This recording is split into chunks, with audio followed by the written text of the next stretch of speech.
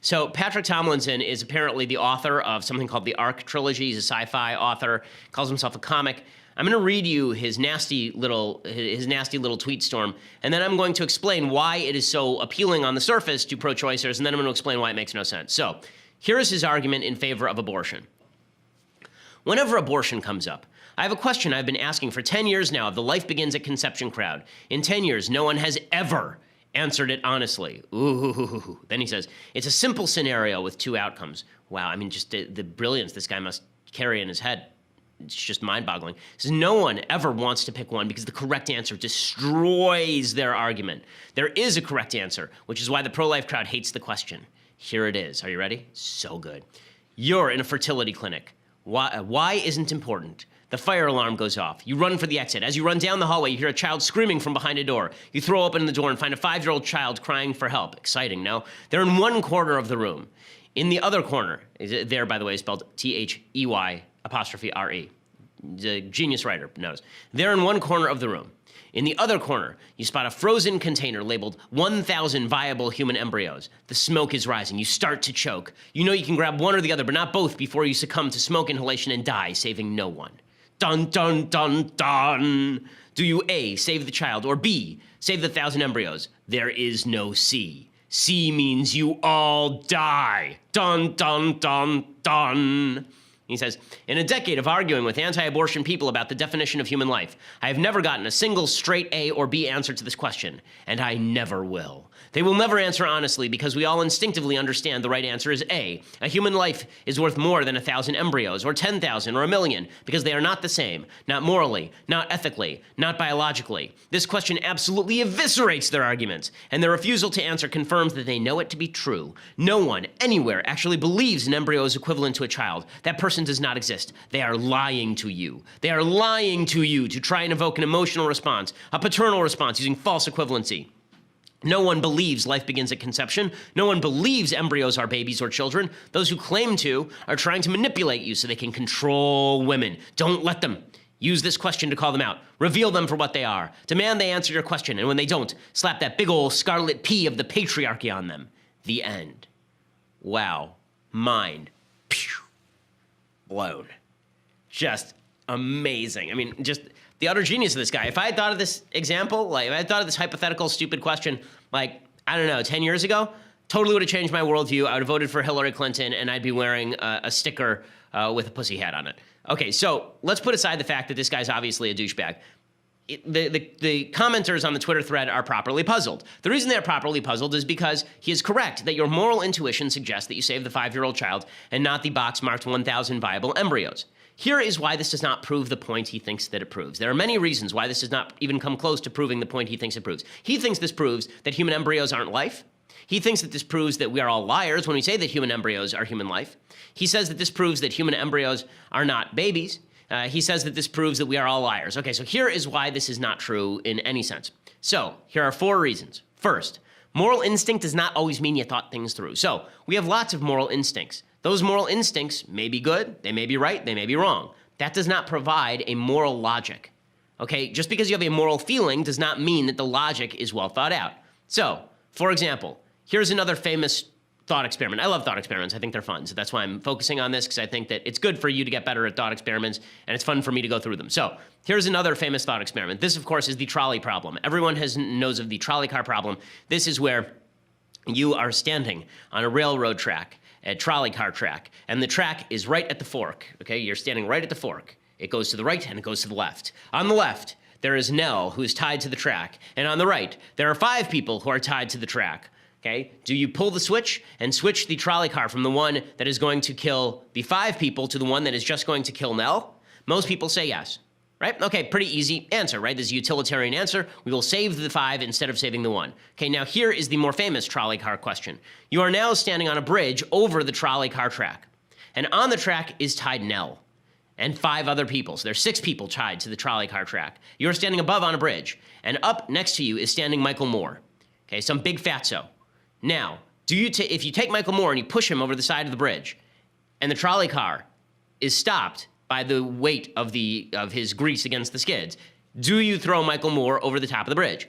Most people say no. Most people say there's a moral difference between me throwing a switch and me pushing somebody physically off a bridge to their doom. That's a moral intuition, but can you justify it? The answer is probably not. And what this demonstrates is that most people's moral intuition is not necessarily a thought through logic. And let's give another example, okay? We can give all sorts of these thought experiments proving that the moral intuition goes the other way. So, for example, let's say that instead of a 5-year-old and a box of 1,000 random viable embryos, it was a box of 2 embryos, and they were your children, right? You were infertile and your wife was infertile, but somehow, through a miracle, they've created 2 embryos that are your children, your only possibility of having children, and they are viable, so we know that they will implant and be fine, right? That's the premise of his question. So, do you save the embryos or do you save the 5-year-old, the random 5-year-old? A lot of people would say save the embryos now because they're your children. That's a moral intuition. Does it make it right? I assume Tomlinson would say no, that just because you had a moral feeling one way or another doesn't mean that the feeling is justified. And let's make it even easier. Okay, let's say that you have your 5-year-old, right? It's your child, and it's a 5-year-old now, right? It's my daughter, and she's 3.5 years old. And in the next room, there are 100 screaming adults, and I can only save one. Right? Who do I save? My 3.5-year-old or the 100 screaming adults? Most parents would say they would save their 3.5-year-old. Does that make that a moral choice? Okay, this is the premise of every 24 episode ever. Right? It's always Kim Bauer, that idiot, getting captured, and then Jack has to decide whether to save the entire city of Los Angeles or his dumbass daughter. Right? It's like the premise to every ticking bomb thriller is, it's Spider-Man, right? Mary Jane is falling off, and Spider-Man has to save Mary Jane, or he can save the bus full of screaming children. Which does he choose? And naturally, the producers allow him to get away with saving both. But his tendency is to save Mary Jane, right? Does that make it immoral? Is that a moral decision, or is it just a moral impetus? So just because you feel like you want to save the 5-year-old, that doesn't necessarily mean that you're correct. Okay, second point on this stupid hypothetical. It doesn't actually reveal the value of embryonic life. So we can agree with Tomlinson that you should save the 5-year-olds rather than the box of embryos on a moral level, and still that would not admit that embryonic life is meaningless. It would just mean that you care more about the 5-year-old life than you care about the embryonic life, whether they're viable or not. In fact, we can imagine a counter scenario where you care more about the embryonic life than the 5-year-old. So let's take a sci-fi scenario, since Tomlinson is a sci-fi writer. Let's take the sort of Battlestar Galactica scenario, okay? The fate of humanity rests on this one box full of 1,000 embryos that have males and females in them. And now there's a fire on your spaceship. And you can save a screaming 5-year-old, the only child, or, right, it's just you and the 5-year-old. There are no other people alive, right? That's the end of the human story. You can save those 1,000 embryos, and you can ensure that they are born from artificial wombs and they will live and create a new human species, or you can save this one 5-year-old and you can both die alone in the middle of space. Which do you do? Right? So again, every sci-fi movie ever says you save the box of embryos. Does that mean that the 5-year-old is no longer a human life? Right? Because what he's doing is he's creating a false binary and then saying whichever one you choose, the other one's not a human life. I've just given you a bunch of false binaries and then said whichever one you choose is still a human life. So clearly that isn't true.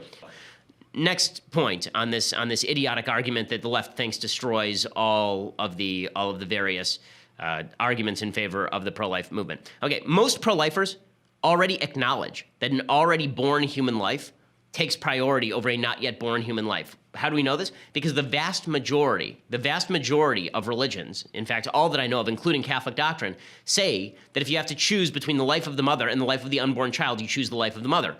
This is, in Catholic doctrine, to give a perfect example from Catholic doctrine, because Catholics are the most strict on this, the doctrine is, let's say that you're a woman and you have uterine cancer, and chemo and surgery are the only way to prevent you from dying from this uterine cancer, and the side effect of the chemo is that it's going to kill the embryo.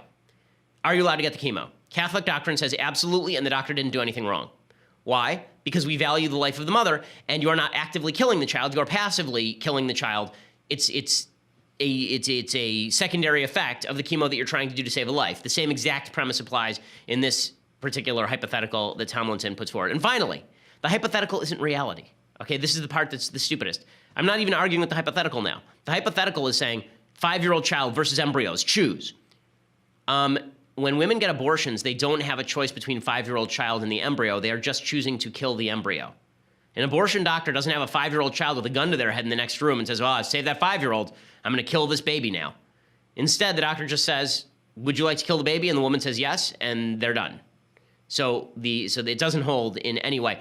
But this is what the left likes to do. They pose false hypotheticals that don't actually prove their point, and then they say, if you answer me, you've proved my point. Well, I answered him. I'd save the 5-year-old. It still didn't prove his point, for all the reasons that I just said. So I said all this on Twitter. And then he basically accused me of being gay and blocked me. So well done, Patrick Tomlinson.